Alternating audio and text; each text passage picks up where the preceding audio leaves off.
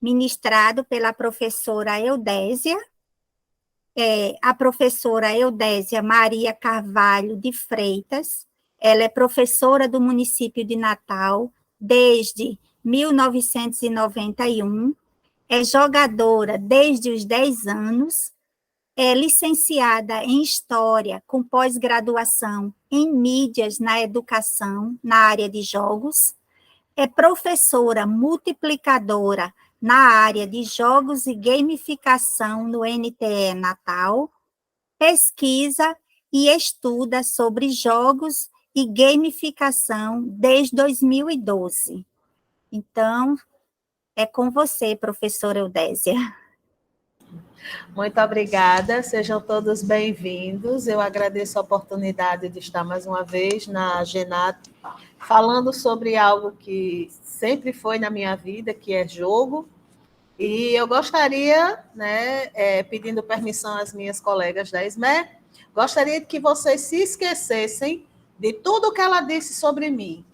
E eu queria que apenas vocês colocassem uma coisa, que vocês levassem em consideração uma coisa, que eu sou jogadora desde os 10 anos de idade. Então, o jogo está na minha vida desde que eu me entendo por gente.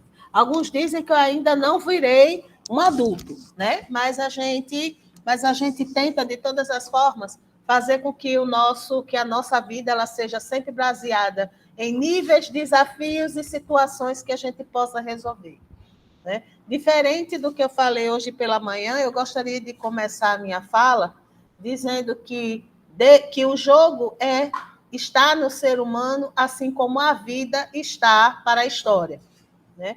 Desde muito tempo, Johann Huizinga diz em 1936, no seu livro Homo Ludens, que antes de existir, que entre o homem que fabrica e o homem que pensa, existe o homem que joga. Então, o jogo ele já existe desde que mundo é mundo. Todas as criaturas de Deus jogam, porque é através do jogo que eles adquirem experiência. Algumas criaturas brincam e jogam para sobreviver, outras para conseguir entender, né, melhorar o seu processo de vida. Eu gostaria de pedir permissão para as meninas para compartilhar a minha tela, para a gente começar a conversar. Eu não estou conseguindo ver vocês, tá? Então, a gente vai, vocês, por favor, interajam. Não fiquem com medo, tá? De fazer perguntas. Eu acho que, como jogadora que sou, a gente gosta de ouvir os argumentos, porque nem todo jogo ele é sempre, né? Somente tem um lado. Então, eu gostaria de começar dizendo qual é o objetivo dessa nossa oficina, né?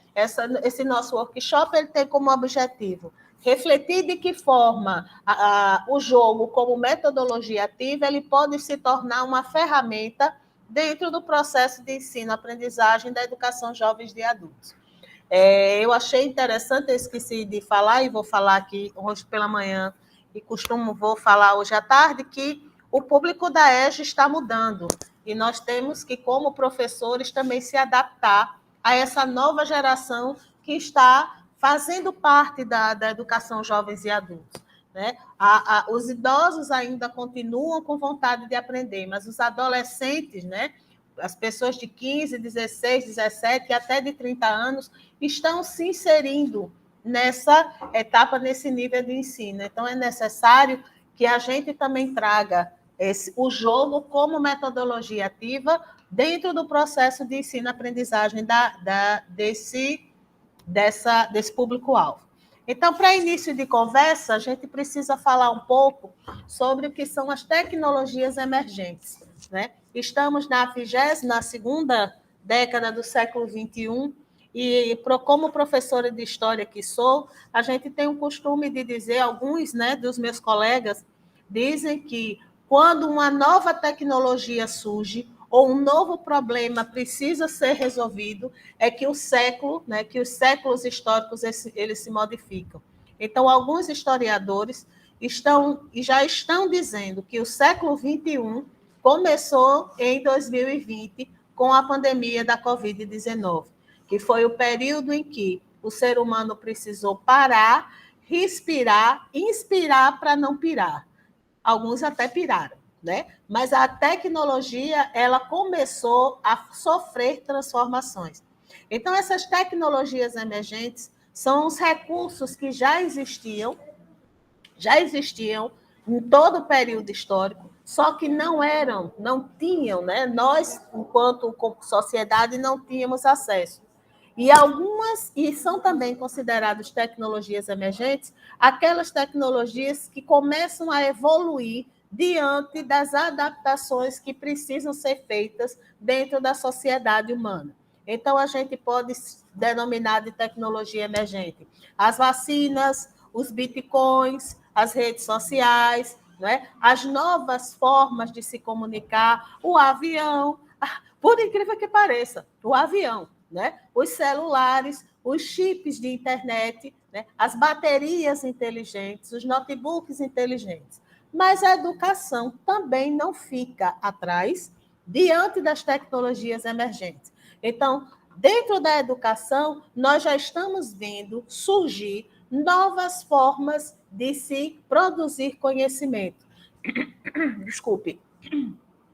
E algumas delas já são bem características da nossa vida acadêmica. Então, nós temos o conhecimento em nuvem, com a criação do OneDrive no Microsoft e o Google Drive, né? Onde você tem o Google Formulário, o Google Drive, os Google Documentos, né? Todo local onde você constrói informações e deixa essas informações dentro do próprio computador, né? Nós temos a educação móvel, que já está deixando de ser fixa, e com os telemóveis, né, com os tablets, com os celulares, você passa a adquirir conhecimento em qualquer lugar.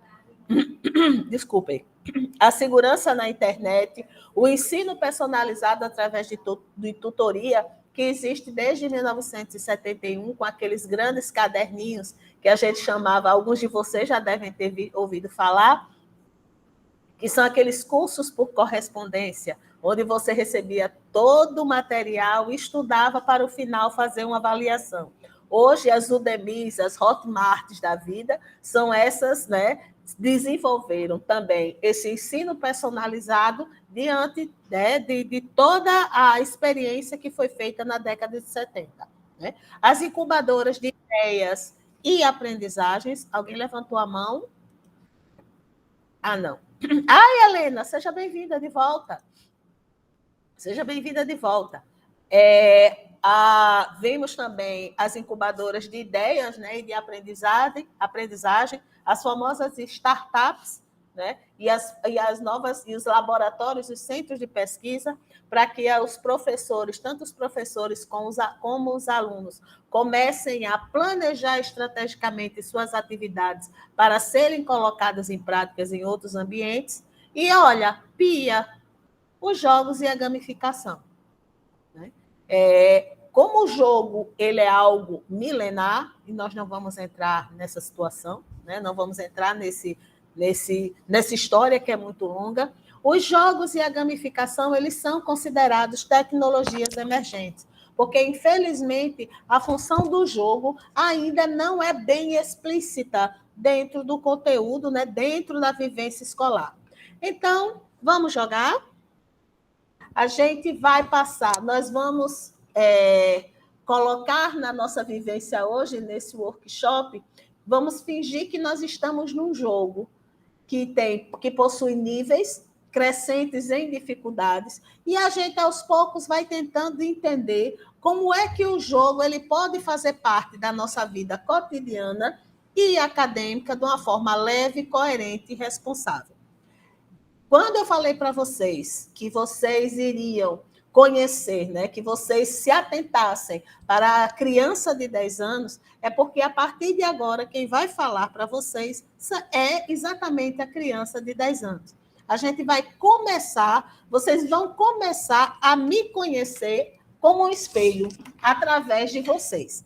Então, no início, nosso primeiro nível, a gente vai vamos exortar ou trazer para a nossa vida um dos meus personagens favoritos, que é Sherlock Holmes, quando no seu primeiro livro, Um Estudo em Vermelho, ele diz para o seu companheiro Watson que o mundo está cheio de coisas óbvias que ninguém jamais observa. Nós, né, nós professores, principalmente professores da área tecnológica, nós temos Sherlock Holmes, um dos nossos referenciais para uma das maiores habilidades que nós, professores e alunos, devemos ter, que é o pensamento computacional. Então, que comecemos o nível 1 do nosso jogo. Estamos em 2023, segunda década do século XXI. E as formas de aprender, de se relacionar, de brincar e de se divertir, eles começaram a sofrer transformações transformações rápidas. Né? Antes da pandemia, já existiam essas formas de aprender, de se divertir, de se relacionar de uma forma bem lenta, bem dificultosa, mas após a pandemia, após o nosso ano de confinamento, nós conseguimos nos transformar, nós conseguimos acelerar o processo de transformação em até 40 anos. É incrível a gente dizer isso, tá? Então, diante dessas transformações, o nosso jovem, o nosso adolescente e o nosso adulto hoje, ele não sonha. Né? Ele não sonha, ele não tem vontade de sonhar.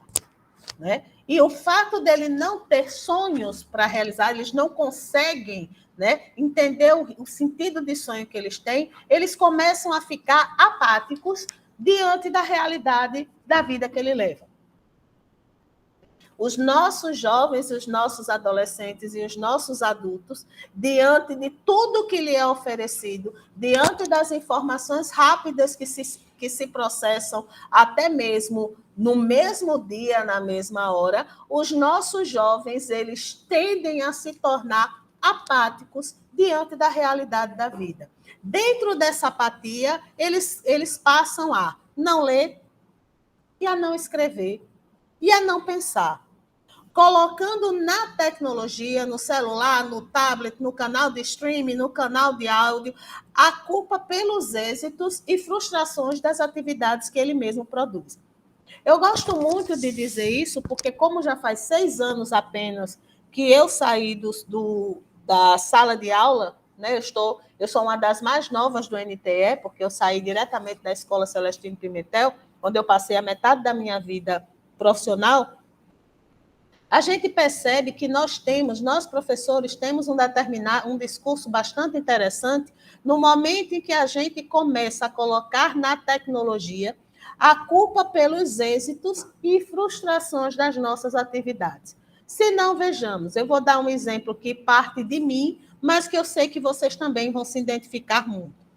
Quantas e quantas vezes nós damos uma aula e a aula é muito boa, a gente diz também, a internet funcionou, a louça digital estava ótima, né? Eu fiz um PowerPoint diferente. A gente sempre coloca os êxitos e as frustrações das nossas experiências escolares pela tecnologia. A professora, hoje, como é que foi a aula? Uma droga, os computadores não funcionaram. Né? Então, a gente começa a transmitir de uma forma instintiva até, que a tecnologia ela vai ter mais importância do que propriamente nossas atividades. Né? Vou dar outro exemplo que é bastante interessante e que a gente tem que começar a se policiar. Eu já fiz muito isso. Minha gente, olha, vamos fazer um trabalho. Tragam o impresso, vão lá para o laboratório de informática, digitem e imprimam. Né? Nós mesmos também, muitas vezes, não conseguimos mais escrever porque nós estamos completamente dependentes do aparato tecnológico.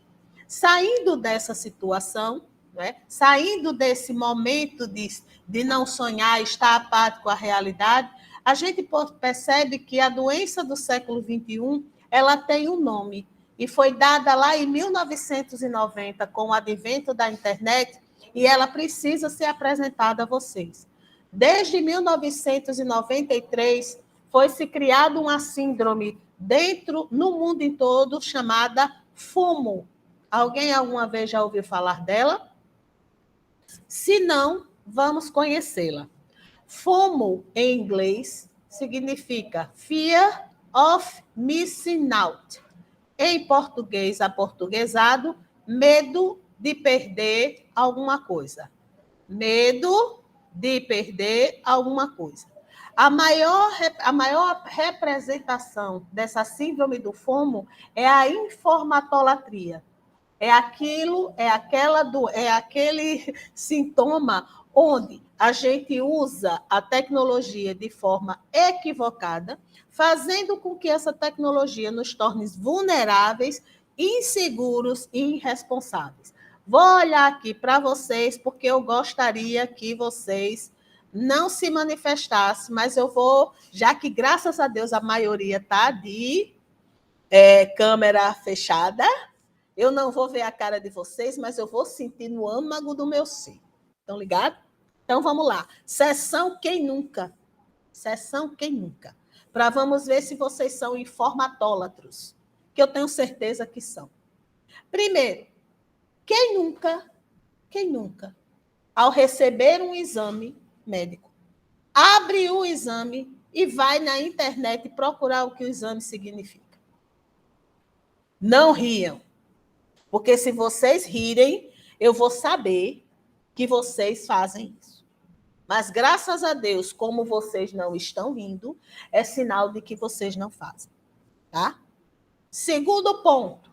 Quem nunca vai para o médico dizendo que remédio quer tomar.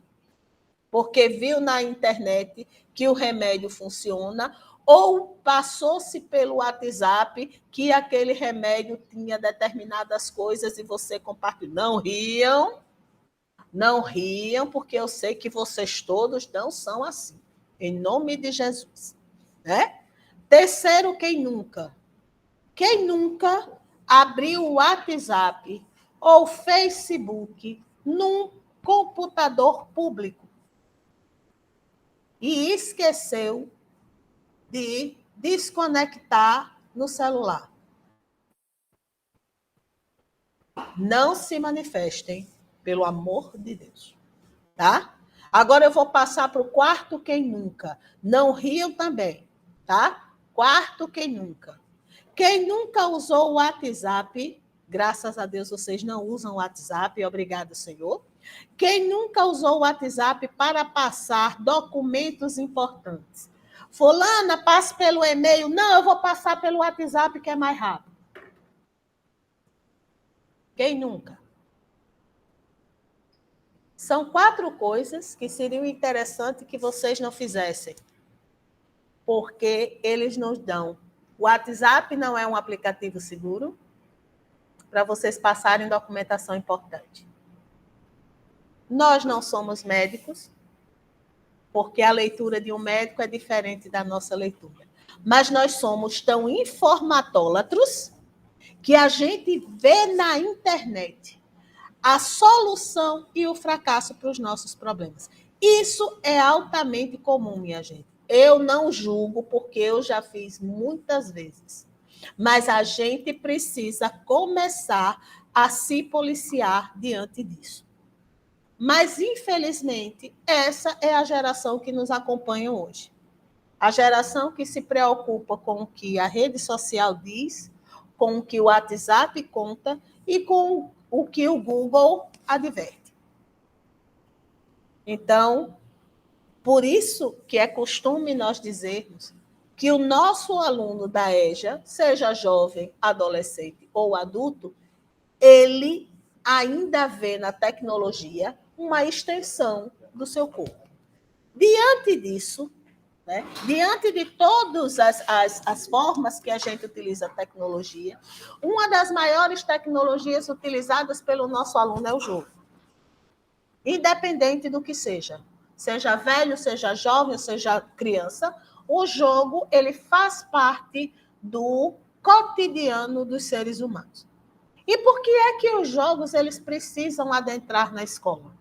Existe um único motivo pelo qual o jogo ele precisa entrar. Vai ser o primeiro lugar que o estudante vai ter contato com o mundo externo. Ah, Eudésia, mas ele vive o mundo da rua. O mundo da rua. A família, a casa, os amigos. É na escola que ele vai encontrar e conviver com várias diversidades. Deficientes ou não, homoafetivos ou não, com transtornos ou não, com mais menina na sala, com mais menino na sala, partindo para a nossa realidade, com pessoas que moram em comunidades desfavorecidas. E é essa vida que o nosso aluno da EJA, ou aluno do ensino fundamental ou da educação infantil, ele encontra dentro da escola. E a escola precisa se interessar em desenvolver no aluno uma habilidade chamada soft skills. Nós, professores, nós nos preocupamos muito mais com o hard skill. Escrever, ler, contar e fazer redação. Mas, quando as portas da escola municipal se fecham no 9º ano ou no último ciclo da EJA, lá fora a situação vai ser totalmente diferente. Não será apenas o hard skill, só o conteúdo que será necessário para que o aluno consiga prosseguir na sua jornada. A escola, ela precisa se interessar em desenvolver o soft skill para que o jovem, o adolescente e o adulto, ele comece a se preparar para enfrentar os problemas que virão depois da idade escolar. Então, a escola precisa aperfeiçoar no aluno a criatividade, a inteligência emocional, o pensamento crítico, a liderança, ser líder e não chefe, a se comunicar em todos os aspectos, a ser colaborativo e não cooperativo. Nós ainda temos um costume muito grande de trabalhar em grupo e não em equipe, porque grupo é mais fácil. Eu estou fazendo um grupo com Valquíria, eu pego uma parte do trabalho, Valquíria pega parte do outro, junto os dois e as duas têm a pontuação. Nós somos cooperativos, nós não somos colaborativos. Então, são esses soft skills, essas habilidades importantes que o nosso aluno precisa ter. E uma das ferramentas que a escola possui para trabalhar essas habilidades é exatamente o jogo. E além de tudo, quando a gente fala dos soft skills, a gente percebe que a BNCC ela já está inserindo dentro das suas competências esses soft skills. Então, o que é que o jogo tem a ver com a BNCC? O que é que os soft skills tem a ver com o jogo e o jogo com a BNCC? Uma coisa importantíssima. O jogo ele está inserido na 5ª competência da BNCC, que nós chamamos de cultura digital. Então, cultura digital, a 5ª competência, ela não se refere apenas a computador e internet. Ela é muito mais do que isso. A 5ª competência da BNCC, ela transforma a tecnologia em ferramentas. E essas ferramentas, elas precisam chegar ao aluno para que o aluno não domine, mas que ele tenha conhecimento suficiente para, junto com esta ferramenta, produzir e construir o seu conhecimento, de novo, de forma responsável, crítica e coerente. Então, a cultura digital, a 5ª competência da BNCC, ela vai transitar por outras competências, fazendo a parte que lhe cabe, transformando a tecnologia em ferramenta e não em recurso, para que ela possa desenvolver as habilidades necessárias para que essas competências elas sejam adquiridas. Qual a função, né, dessa cultura digital para dentro da sala de aula. Porque nós temos algumas escolas, têm laboratório de informática, outras não, sala de vídeo, outros não, biblioteca, laboratório de ciências, ateliê de artes. Mas qual é a função dessa cultura digital dentro do ambiente escolar? Essa função, ela vai ser dada, né, ela vai ser instituída no dia 11 de janeiro de 2023, com a Lei 14.533, que vai instituir no Brasil a Política Nacional de Educação Digital. A BNCC agora vai desenhar, não vai dizer mais, ela vai desenhar qual o papel da tecnologia dentro das unidades escolares. E o jogo está inserido num dos principais eixos da BNCC, que vai ser o pensamento computacional. Então, diante da lei, né, 14.533, nós vamos ter 5 eixos para educar digitalmente o nosso aluno. Olhe que coincidência. O primeiro eixo, pensamento computacional. Meninos e meninas, o pensamento computacional, ele é algo estritamente humano.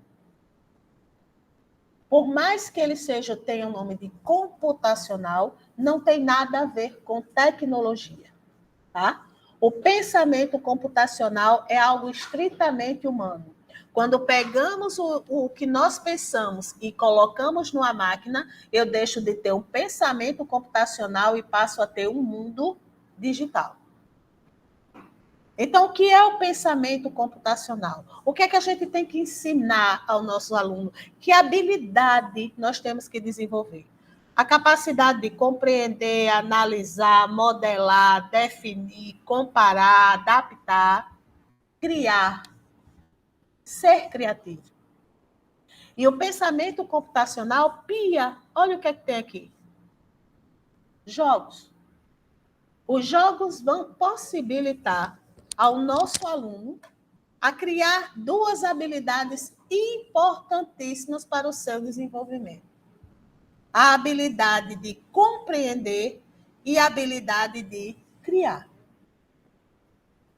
Então, o jogo, ele vai ser de suma importância, porque ele vai dar ao nosso aluno a capacidade de criar e adaptar e resolver situações importantes na vida real.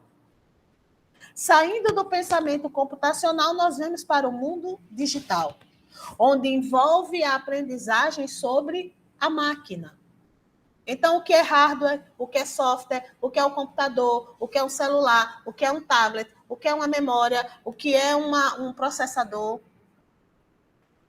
o que é um algoritmo, como se programa alguma coisa. Então, esse vai ser o mundo digital.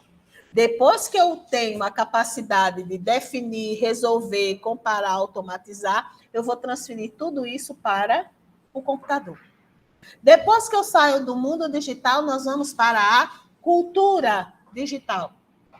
E essa cultura digital, ela vai trazer para o aluno ou para nós, professores, a participação consciente e democrática pelo meio das tecnologias.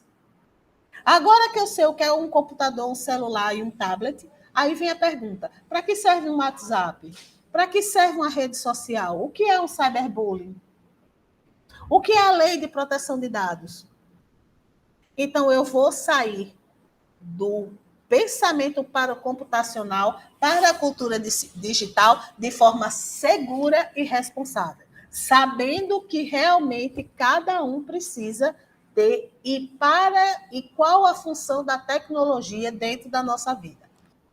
Na cultura digital, nós temos os direitos digitais, que é exatamente o que a gente vê o que a gente vê... Com licença, minha gente, só um minutinho. O que a gente vê, o que acontece muito dentro das nossas vidas. Para que serve o WhatsApp? O que é que eu preciso ou não fazer numa rede social? Qual é o conceito que eu tenho de invasão de privacidade? Como é que eu posso, no momento que invadirem a minha privacidade, o que eu posso fazer? Então, o direito digital é aquela conscientização a respeito da tecnologia que a gente está usando. E, por último, a tecnologia assistiva, que, além de ter recursos, metodologias, estratégias e práticas, ele objetiva uma coisa que há muito tempo nós, na escola, ainda estamos tentando: inclusão. E o setor de jovens e adultos, e a EJA, né? O ensino jovens e adultos, o ensino de jovens e adultos é uma forma de inclusão, porque ele vai criar, dentro da limitação daquele público-alvo, dentro das dificuldades que ele tem, ele vai criar metodologias estratégicas e práticas que promovam a aprendizagem e a construção de conhecimento daquele público. Vocês têm alguma pergunta para fazer? Eu estou à disposição.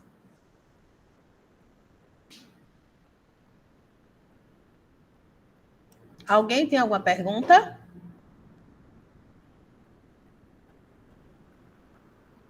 Não? Estou apavorada. Ninguém pergunta nada, misericórdia. Sangue de Cristo tem poder. No chat também não tem ainda nenhuma pergunta, viu? Então, vamos lá. Podemos continuar, né? Podemos continuar. Então, diante desses eixos, que a Lei 14.533 ela está trazendo para dentro da escola, nós percebemos que o jogo ela está inserida em quase todas. Ela está inserida no pensamento computacional, ela está inserida na cultura digital, ela está inserida nos direitos digitais e está inserida na tecnologia assistiva. Hoje já existem desenvolvedores de jogos que produzem jogos de tabuleiros e digitais para crianças autistas, para crianças com deficiência intelectual, para crianças com deficiência, com sequelas de lesão cerebral.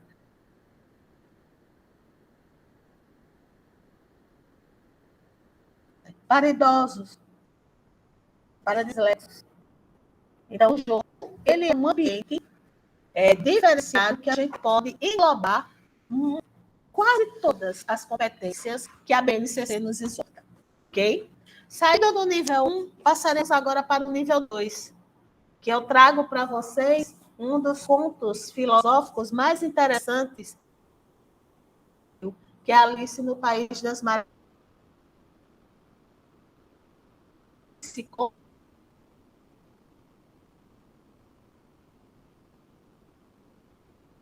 Se não tomarmos a decisão.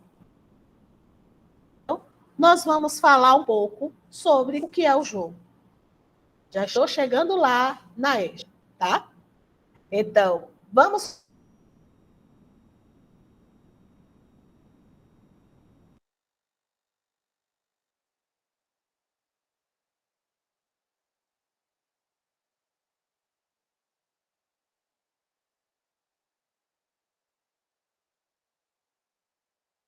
Bem simples. Os jogos me oferecem a oportunidade de escapar diariamente da vida por alguns momentos.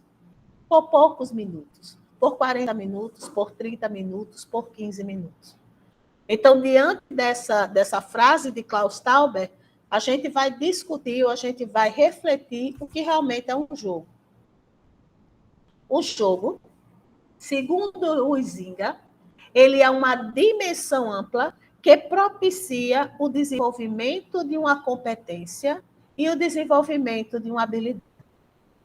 No momento em que você joga, você desenvolve sua inteligência. No momento em que você planeja, cria estratégias, volta para o começo, adianta 2 casas ou perde a vez de jogar. Você consegue desenvolver a sua inteligência. E, ao mesmo tempo, você aperfeiçoa a habilidade de socialização. Uma das coisas que eu gosto de dizer muito, quando a gente fala em jogo, a primeira coisa que nos vem à cabeça é a competição. Só que eu vou começar a quebrar paradigmas para vocês. Na hora que a gente joga, independente do jogo que a gente jogue, nós temos duas experiências de sociabilização. Nós jogamos com alguém e, ao mesmo tempo, contra alguém. Exemplo, queimada.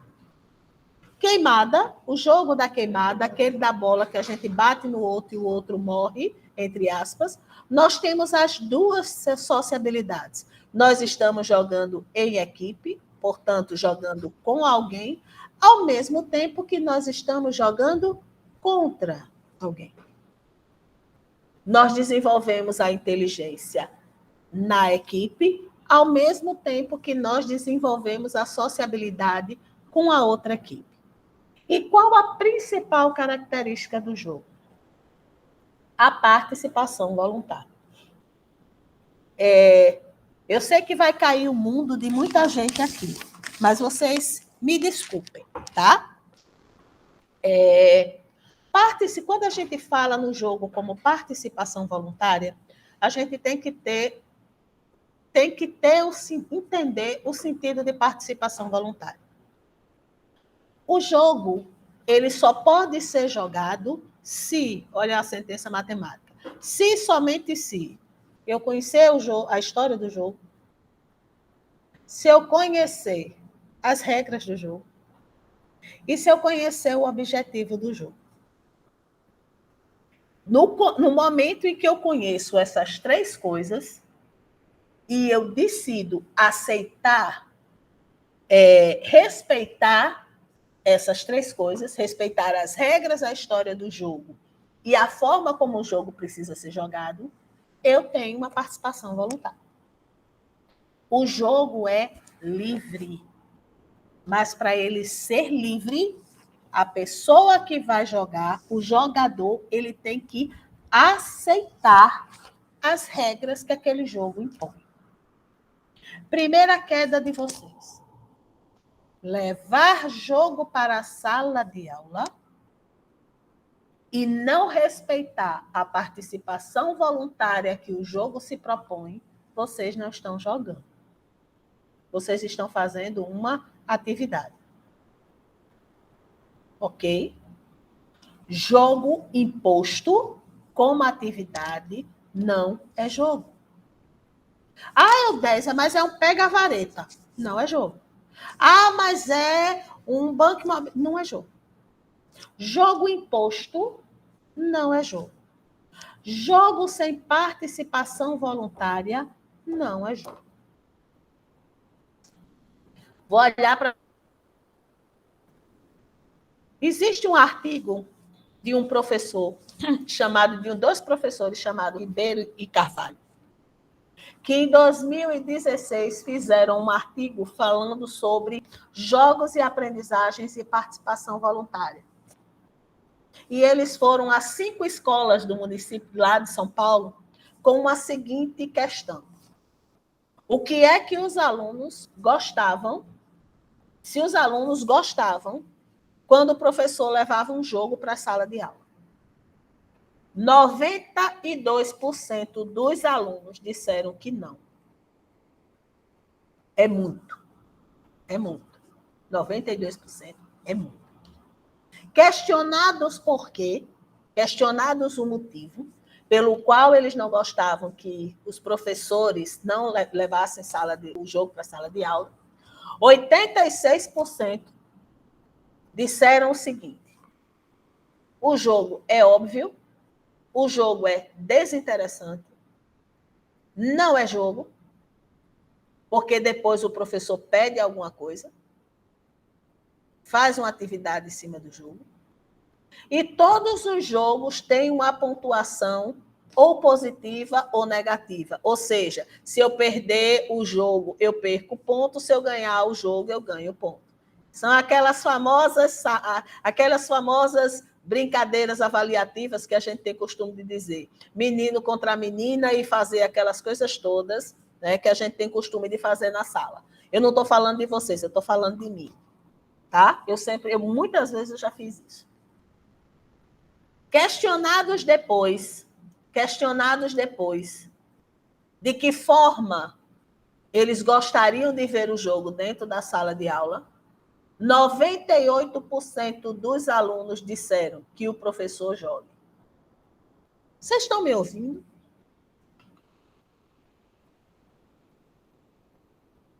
Que coisa interessante, né? 98% dos alunos querem que o professor jogue com eles. E nós não temos essa vivência. Não se manifestem, tá? Que isso é comum, até eu já fiz. Quem nunca, cinco, levou um jogo para a sala de aula e disse assim, hoje nós vamos jogar para trabalhar assunto tal. Bota na mesa e vai, se afasta e deixa a tanga viar. Quem nunca fez isso? Aí no final diz assim, menina, a aula foi péssima, mas eu não levei um jogo para eles jogarem? Tá aí o problema. Os alunos pedem, minha gente. Ah, Eudésia, você está variando. Não, eu não estou variando. Tá? Os alunos pedem que o professor se insira no processo. E a gente tem um costume muito ruim de não fazer isso. Por isso que a maioria dos jogos, não venho dizer que não é, mas a maioria dos jogos que existem dentro das escolas são quebra-cabeça, jogo da memória, pega a vareta, banco imobiliário, se quiserem, né? Detetive, se quiserem, dominó e baralho. Parece conta de mentiroso. Mas por que esses 7 jogos? Porque são os jogos que os professores já tiveram experiência, seja positiva ou seja negativa. Então eu vou, tem dinheiro do PDDE para comprar jogo. O que é que a gente vai comprar? Não, compra aí uns 15 pega-vareta, umas 20 damas, uns 30 xadrez. Compre um banco imobiliário, compre só um. Né? Porque na hora do recreio a gente bota para eles jogarem. Não, mas tem que ter cuidado para eles não perderem as peças. Então, nunca a gente vai ver jogo como jogo. Primeiro, porque os jogos que a gente utiliza são jogos cômodos. Segundo, nós não jogamos. Porque a gente acha que não é necessário. Olha quem está falando aqui, uma aluna de 10 anos, tá? É uma menina de 10 anos que está dizendo isso e que já passou por essa experiência. É uma pena que vocês não vão ser apresentados a adolescente de 16. Vocês vão ficar só com a de 10 mesmo. Mas é uma coisa que a de 10 sentia falta. Quando estudava numa escola particular e no dia do jogo, porque tinha o dia do jogo na escola Nossa Senhora de Fátima, Colégio Nossa Senhora de Fátima, que infelizmente fechou, é uma pena. Né? Mas lá no Colégio Nossa Senhora de Fátima tinha o dia do jogo. Qual era o dia do jogo? Era o dia que você podia trazer um jogo para a escola. Qual era o jogo que você podia trazer para a escola? Pega a vareta, dominó, quebra-cabeça. Porque eram jogos que eram considerados jogos pedagógicos. A gente se matava por causa de um pega-vareta, mas era um jogo pedagógico. E em nenhum momento o professor usava a palavra no plural. Não façam mais isso, é péssimo. Não cheguem, vocês vão jogar.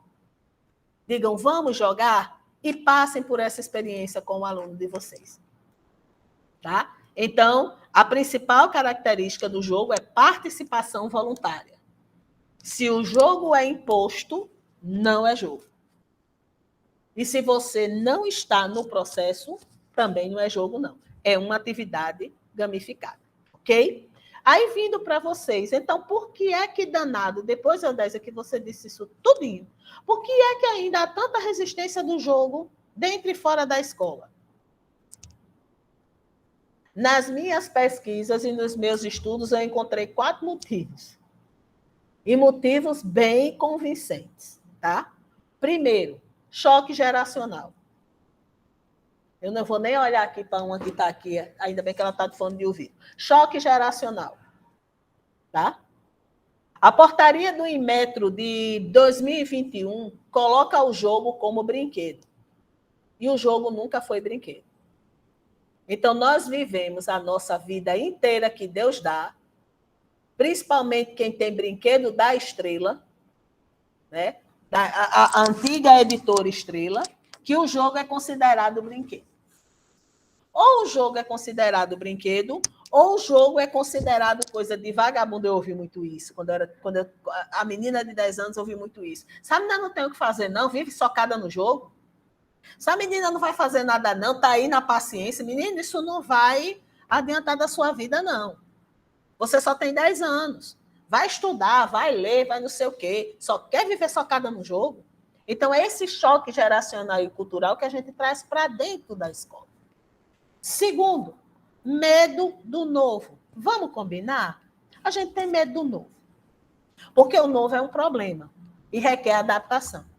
Então, se eu tenho um jogo bem interessante para se trazer e eu vejo meu filho jogar, eu jogo com meu filho, mas eu não vou levar para a escola. Não, eu não vou levar para a escola, porque é um jogo caro, esses meninos não vão saber jogar, e é um problema, então eu prefiro lá na escola ficar com o banco imobiliário. Então, o novo é um problema e requer adaptação. E o nosso discurso é sempre esse. Né? É porque a comunidade, a minha escola fica perto de uma boca de fumo e os meninos podem roubar. Medo de novo. Requer adaptação e a gente não está muito bom a gente não é muito fácil de se adaptar. Terceiro, resistência, que é o que mais se tem, e medo de novas tecnologias. Para a gente se adaptar, a sala de vídeo foi um negócio, porque a gente só queria biblioteca. Aí chegou a sala de vídeo, foi uma resistência. Depois chegou o laboratório de informática, outra resistência. E agora botar gamificação na escola, aí é que vai ser mais complicado. E o quarto, que é o que mais a menina de 10 anos descobriu duramente, e foi uma lição que ela duramente aprendeu. Escola não é lugar de diversão. Se eu tenho que levar um jogo para a escola, é para jogar e aprender. Não só jogar e se divertir.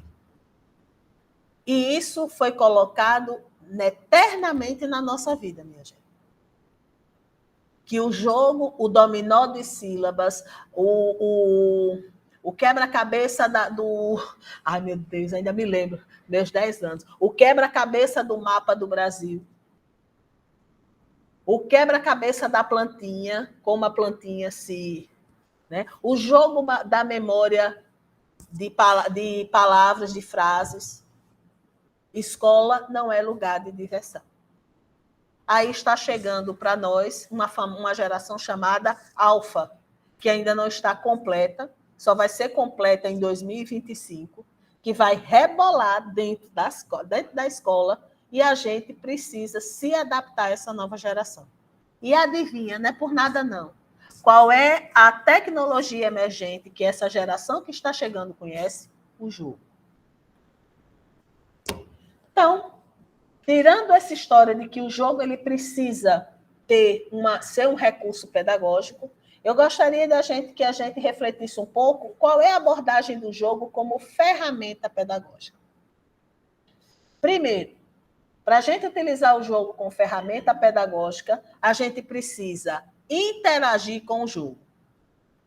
Interagir com o jogo.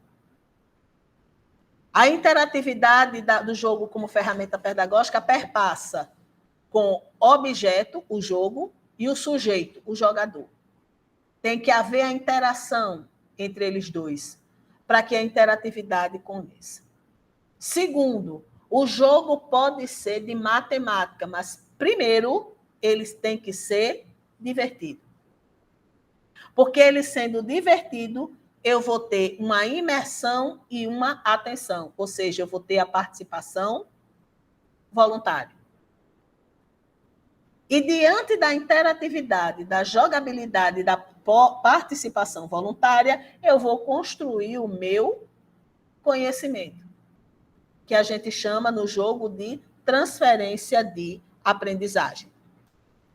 Vamos lá. Todo mundo aqui já ouviu falar num jogo chamado Stop. Todo mundo. Popularmente conhecido como a dedonha.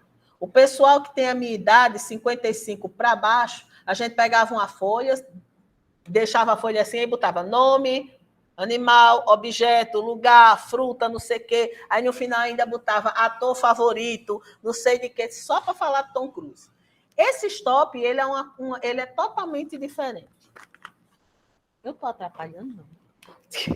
Esse Stop, ele é totalmente diferente. Eu tenho uma cor e eu tenho uma letra. A cor aqui é amarela. Qual é a cor da letra amarela? Quem é que sabe? Qual é a cor da letra amarela? A letra G, não é isso? Concordam? Levanta a mão aí se concordam. A letra G, não é isso? Então, esse Stop, ele é bem interessante. Porque, só, coisas de churrasco com a letra G. Me diga aí. Coisas de churrasco com a letra G. Bora? Pelo amor de Deus, cuidado. Coisas de churrasco com a letra G. Bora, bora, bora. Sim. Garfo. Garfo, beleza. Aí vem idioma com G. Bora. O idioma com a letra G. Bora. Galego. Galego, muito bem. Uma novela com a letra G. Sei não. 5, 4, G. Eu tô com uma na ponta da língua, mas morre e não digo. Bora, bora, bora, bora, bora, bora. Novela. Gabriela? Olha, que mulher boa danada. Stop. Eu não precisei ir para decoreba. Nome, lugar, objeto, animal, fruta, não precisei. Eu simplesmente utilizei as palavras e a criatividade. Posso fazer de novo? Só para matar? Que cor é essa? Bora. Que cor é essa? Minha gente. Verde, né? Verde. Verde. Qual é a letra verde? P. P. Então vamos embora. Eu sou com P. Eu sou Paula. Professor. Professora. Professor. Paula. Tudo bem. Coisas do futuro com P. Profissão. Progresso. Não. Coisas do futuro. Coisas. Coisas. Coisas. Programação. Não, Programação. Ei, tem cola aí. Uma ave com letra P. Ei, tem ave com P? Pinheiro. Tem ave. Ave. Pato. Patajaro. Pato. Pelicano. Pica-pau. Pica-pau. Ei, pato é ave? Morri, não sabia. Ei, pelo amor... Ei, olhe, calma, tá? Calma dessa vez. Nome de político com P. Ei, calma. Respire, em nome de Jesus. Nome de político com P. Paulo. Paulo. Deu para entender? Eu não precisei pegar um papel e botar nome, lugar, animal, fruta. Não precisei. Por quê? Porque no momento em que eu chego para o aluno com uma ferramenta, eu quero que ele faça o conhecimento dele e não que ele me imite. E eu estou aqui junto. E a gente está jogando junto. Olha aí, estamos jogando online. Imagina aí, né? Outro jogo que é bastante interessante, qual é a maior amarração do povo da EJA? A bendita da redação. Menino não sabe responder pergunta, né? Não se sabe responder perguntas. Aí tem um jogo aqui interessantíssimo chamado Histórias Assustadoras. Esse jogo Histórias Assustadoras é uma coisa bem interessante. Olha só. Eu vou contar uma história a vocês e vocês vão ter que descobrir o final da história. Vão ter que descobrir o final da história. Tá? E esse final da história... E de que horas termina o nosso workshop mesmo, hein? Que eu nem sei mais. 14h30, professor. Ai, meu Deus, ô susto infeliz. Não faça isso comigo, não, eu sou idosa. Porque eu vi direitinho, 14 horas, eu já estava para não viver. Então, vamos lá. 14h30. Então, vamos lá. Vai ser bem rapidinho, tá? Pronto. O pato é uma ave aquática que pertence à ordem dos ânsias, graças a Deus, porque eu achava que pato não era ave. Mas tudo bem. Eu também achava que galinha não era ave, comendo e aprendendo. Vou contar a história para vocês. E vocês vão tentar descobrir o final da história. Só que a história, vocês só podem me fazer perguntas na interrogativa. Eu nem respondo frases na negativa, nem frases na afirmativa. Só interrogativas, ok? Então, vamos lá. O nome da história se chama Noite de Verão. Atenção para a prosódia. Carlos está passando a noite acampado com 2 amigos. A noite está muito tranquila e agradável, mas Carlos não consegue dormir. Ele sai de sua barraca e olha para o céu estrelado. De repente, ele sente um estranho, ele começa a se sentir estranho e começa a uivar. Os amigos acordam, mas em vez de se preocuparem com Carlos, voltam ao dormir. Viram para o lado e voltam para dormir. Por que os dois não vão ajudar o amigo e comecem os jogos? Será que foi atacado por um lobisomem? Não.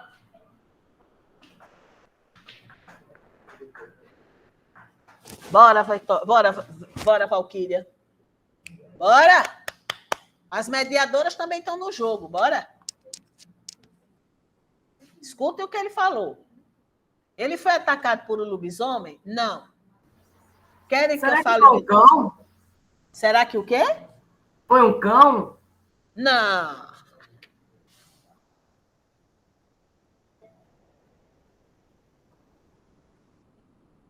Bora?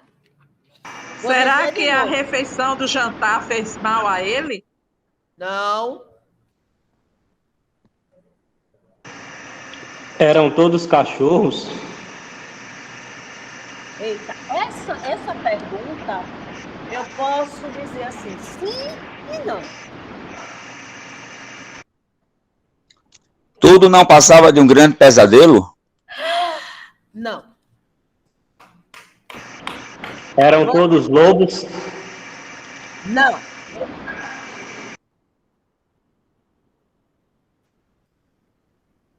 Quer que eu leia a história de novo? Carlos está passando a noite acampado com os amigos. A noite está tranquila e agradável, mas Carlos não consegue dormir. Carlos. Ele sai da barraca, olha para o céu estrelado, de repente tem um troço e começa a uivar. Os 2 amigos estavam na barraca, acordam, mas em vez de se preocupar com o amigo, eles viram a perninha e voltam para dormir. Por que os 2 amigos não foram ajudar Carlos? Só Carlos, que é um cachorro? Yes! Muito bem. Carlos era um lobisomem. Assim que a lua cheia surge no céu, ele se transforma, uiva e vai sair para caçar. Acertei, hein? Não. Você disse, será? Será que é? Que ele viu um lobisomem? Não. Ele não Bati viu na um trave. lobisomem. Ele era o lobisomem. Ele era o lobisomem. O que é que acharam do jogo? Simples, fácil, que você pode trazer, engajar o seu aluno e, de alguma forma, fazer com que ele adquira uma habilidade, a habilidade que vocês querem. Instiga a imaginação e a curiosidade. Com certeza. Prontinho? Posso continuar? Que agora chega me deu um alívio. Quando eu perguntei se era de 2h30, porque tinha dito 2, eu fiquei, já estava para não viver já. Ok. Nosso 3º nível vai falar um pouco sobre o nosso ponto forte de professor. Né? O livro de J.K. Rowling, de Harry Potter, é um dos sistemas gamificados mais interessantes para se trabalhar com o aluno. E um dos seus livros, na realidade, o quarto livro, quando ele fala Harry Potter e o Cálice de Fogo, tem um momento que um professor chega para Harry Potter completamente com a estima baixa, e ele diz: qual é o seu ponto forte, Potter? Quais são as habilidades que vocês têm?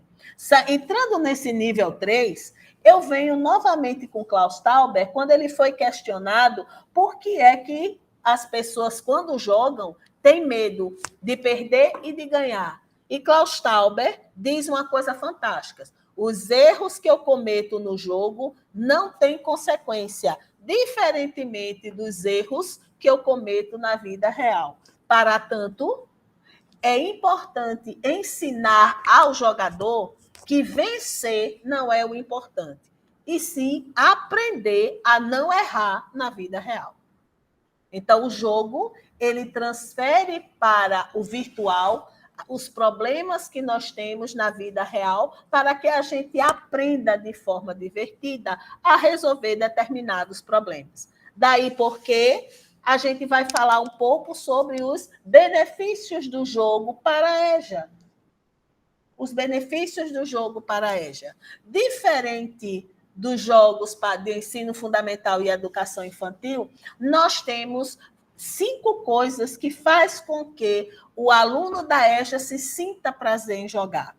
A primeira é: o jogo promove socialização, auxilia na memória, na oralidade e na afeição. O menino sente-se incluído, mesmo no momento em que, quando ele desce para a EJA, ele se sinta com a estima baixa, como se ele tivesse fracassado no período normal e ele está na EJA para correr atrás do prejuízo. Segundo ponto, melhora o desempenho através da repetição. O Histórias Assustadoras são 50 histórias. Não são repetidas.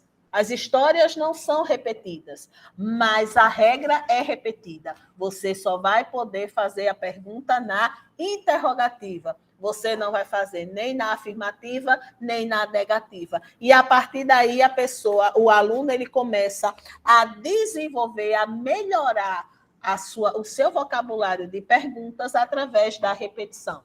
Desenvolve a oralidade, interação e facilita o letramento. Facilita demais o letramento, porque aquele que joga, lê e escreve com mais facilidade. Estimula o foco, estimula a concentração, aguça a inteligência emocional, melhora a empatia e, acima de tudo, diminui a incapacidade que aquele jovem ou aquele idoso que tem em realizar pequenas atividades. É possível avaliar no jogo? Sim. E é uma avaliação tremendamente divertida. E como utilizar o jogo na EJA? Primeiro, parar de achar que jogo é livro didático. Jogo não requer plano de aula. Jogo requer proposta. Para isso, você precisa conhecer bem os seus alunos para escolher o jogo que você possa trabalhar em conjunto para resolver problemas em particular. O jogo tem que ter uma intenção didático-pedagógica, mas vocês precisam procurar jogos que façam sentido. Não é porque o jogo foi usado no 9º ano do Ensino Fundamental 2 que vai rolar na EJA. Não. Tá? A menina de 10 anos exorta: não pense que o meu amadurecimento de 10 anos, quando de 10 anos, será o mesmo quando eu tiver 16. Viva o hoje. Viva o amadurecimento que seu aluno tem. Procure as dificuldades que ele possui para que você possa buscar sempre sempre e somente o aprendizado cognitivo. E, principalmente, não se exclua do processo. Na hora que você se exclui do processo, repito, o jogo deixa de ser jogo e passa a ser uma atividade como outra qualquer. Ok? Perguntas? Algum comentário? Alguma pergunta? Professora, boa tarde mais uma vez. Boa tarde. Professor Carizio, Escola Vera Lúcia. Ok. Sou especialista em EJA, trabalhei durante mais de 10 anos com EJA, Terezinha Paulino, Frazão, entre outras escolas.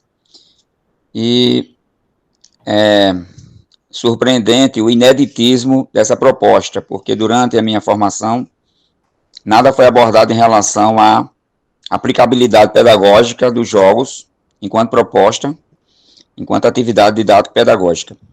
A gente trabalhou muita bagagem teórica, mas esse capítulo aí ficou à parte. E, de fato, é bastante esclarecedor e proveitoso, né? Produtivo, eu diria até producente, para o trabalho de sala de aula com a educação de jovens e adultos, a gente ter essa orientação e, ao mesmo tempo, refletir, porque o aprendizado, em essência, ele não é uma prerrogativa só do aluno. O professor está permanentemente aprendendo.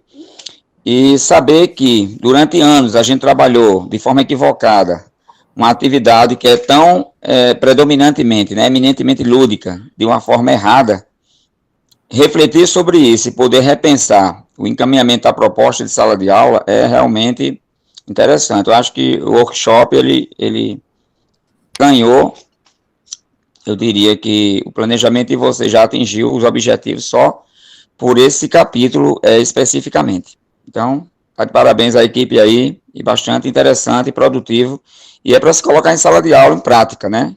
Porque o resultado vem quando você coloca em prática. Valeu? Obrigado. Obrigada, eu que agradeço. Então, vamos terminar, né? Vamos começar a encerrar. Eu acho que eu consegui aplicar, sim. Então, vamos lá. Vamos jogar de novo? Agora, eu queria que vocês entendessem, o nosso objetivo agora é entender de que forma o jogo pode ser utilizado como metodologia ativa. De que forma eu posso trazer o jogo para dentro da metodologia ativa e ele não perder o seu sentido de jogo. Meninos e meninas, aqui está um jogo francês chamado Feche a Caixa. O jogo foi inventado pelos marinheiros da Normandia com o objetivo de fazer cálculo mental. Então, o objetivo era, toda vez que eles chegassem num lugar, as pessoas que fossem vender o seu produto, eles conseguissem fazer a famosa conta de cabeça. Então, vamos jogar, que vai ser interessante. Ok? Então, vamos lá. Nós temos aqui, do número 1 ao número 9, totalizando 45 pontos. Vou rolar o dado e a gente tem como objetivo fechar a caixa. Ok? Ganha quem fechar a caixa. Como estamos jogando compartilhamento, né, de forma colaborativa, nós vai junto. Então, vamos lá. 2 e 2. 4. 4. Eu vou jogar o quê? Qual é o que eu fecho? Eu posso fechar até 2. 4? Fecho o 4? Vai fechar o 4, né? Fecho o 4. Vamos embora. 5 e 4. 9. E aí? Fecho 9. Fecho 9. Beleza. Simbora.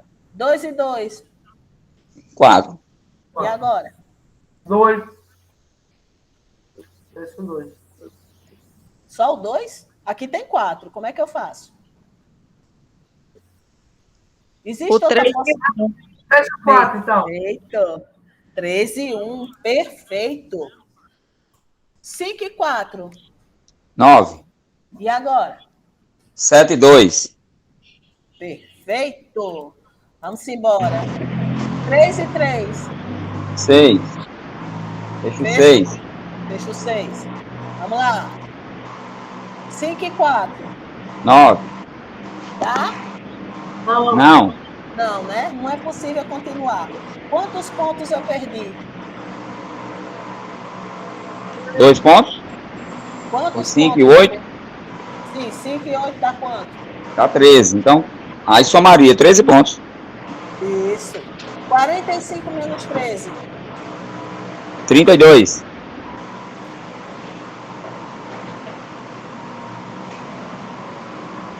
Gostaram? E assim vai. Bom, show de E bola. assim vai. Mas aí a gente vai dizer assim, mas Eudésio, se não lá na minha escola não tiver internet, vamos usar a metodologia ativa chamada sala de aula invertida. Porque o que é que eu faço? O menino joga comigo na sala de aula, o menino joga comigo na sala de aula e depois a gente vai utilizar várias estratégias. Ou eu faço um fecha-caixa, eu vou produzir o fecha-caixa, posso usar o fecha-caixa da forma como eu quiser, ou eu posso usar o fecha-caixa dentro da minha sala de aula de forma a complementar alguma atividade que eu queira, que eu não consiga resolver. Então, aqui está uma professora fazendo um fecha-caixa com um papel, a outra com uma caixa, e meus bonzinhos fizeram de madeira. O mesmo jogo, fecha-caixa, de forma analógica. E eles usaram, o pessoal do 6º ano, usou até terminar, e no final doaram para a EJA, da Escola Celestino Pimentel.